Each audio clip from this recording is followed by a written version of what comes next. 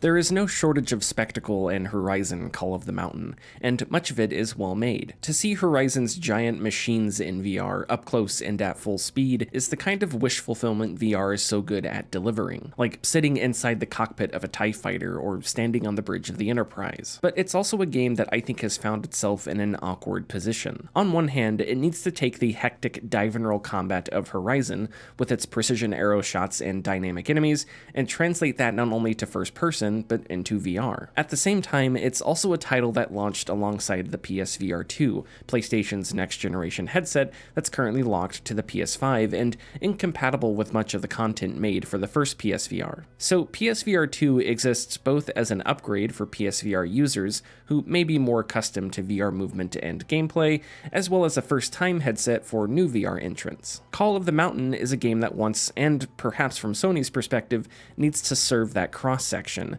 to toe the line between boundary-pushing visuals and accessible VR gameplay. For developers Guerrilla Games and Firesprite Studios, that is no easy task, and after spending some time in Call of the Mountain, I think it's fair to say it's a game with some cool ideas, but also tough compromises. Visual splendor, undeniably great to look at, accompanies an underserved narrative, while lackluster gameplay jabs holes in what could be a much better and more interesting game. Set during Horizon Zero Dawn, Call of the Mountain introduces Reyes, a new protagonist and former member of the villainous Shadow Carja. Insisting that his involvement with the Shadow Carja consisted only of fighting machines, Reyes is offered a pardon in return for finding his lost brother, a quest for redemption that is as much about the past as it is about the future. The technological chops here are impressive, paired with some solid performances. A complicated history of conflict and bloodshed between the world's tribes is borne by some well-acted emotions, and VR makes you feel like you're a part of the cast. Ultimately, and unfortunately, Call of the Mountain does more telling than showing. Much of what we learn about Reyes and his family history is delivered when he's alone and talking to himself, rather than these more intimate moments with other characters. Themes like justice and vengeance, cycles of violence, forgiveness, and accountability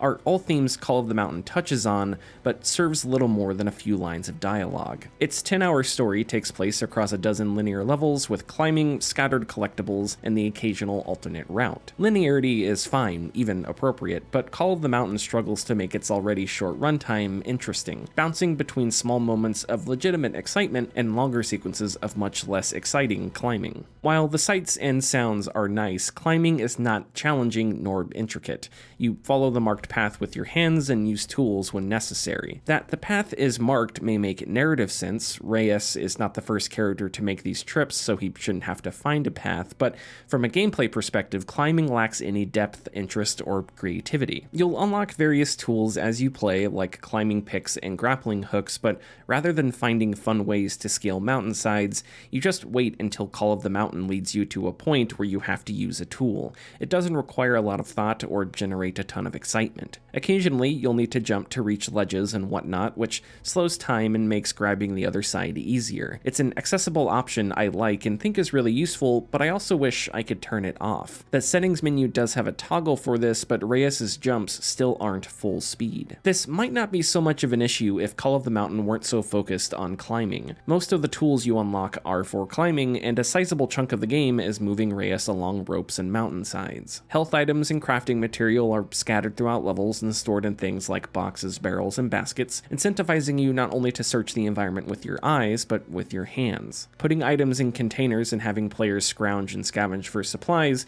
is VR design I still like, even all these years after Half-Life Alyx. Reyes' hands control relatively well. They occasionally awkwardly collide with in-game objects, and you may grab something you didn't mean to grab from time to time, but for the most part, the motion is smooth and controlled. To craft different arrows, you simply slot the gear in the right spot, but the ergonomics of crafting turn it into a bit of a hassle. It's uncomfortable to turn one of your hands upside down and slide the other above it, sometimes reaching as far as your other shoulder. Luckily, there is a setting that allows for auto-crafting, and I'd recommend switching it on. Where Call of the Mountain is at its best, and paradoxically maybe its most disappointing, is combat. Fights are visually spectacular and can be exciting, but they're also rigid and comparatively simplified, lacking the dynamics of Horizon's mainline games. When combat begins, Reyes is locked to a track, usually on the perimeter of a circular arena.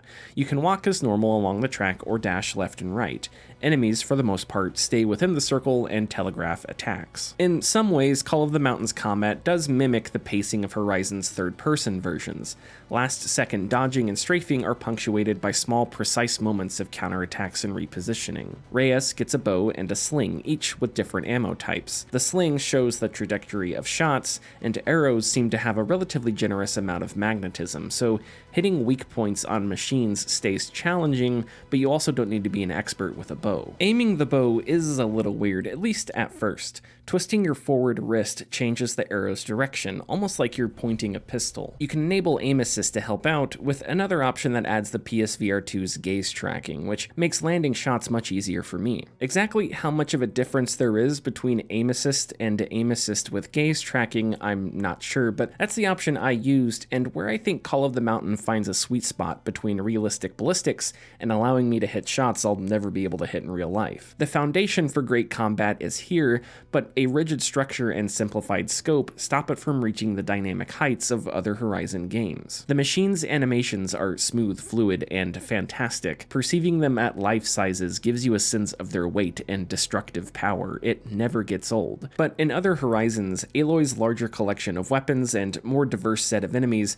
means combat is more dynamic and varied. Call of the Mountain is not a big open-world game with a ton of crafting and upgrades, which is totally fine, but downsizing Horizon's combat like it does makes it somewhat repetitive. You can still knock off parts, but every machine is fought the same way. Dash, shoot an arrow. Dash, shoot an arrow. You can't pin machines down with a rope caster or set traps in their path. I don't think it's unreasonable to compare Call of the Mountain to its flat-screen predecessors. The fast, hectic combat Aloy experiences may not completely translate to VR, but Call of the Mountain is already nearly there. And if VR modders have taught me anything, it's what can and can't be done in VR games has only begun to be explored. In some ways, I think Call of the Mountain misunderstands what makes VR so exciting. That cross-section Call of the Mountain wants to hit between longtime VR users and new VR users is perhaps most noticeable in all the random objects Call of the Mountain leaves around its levels, like maracas, gongs, and a few spots where you can paint a pretty picture. But these things are not necessarily a part of Call of the Mountain's gameplay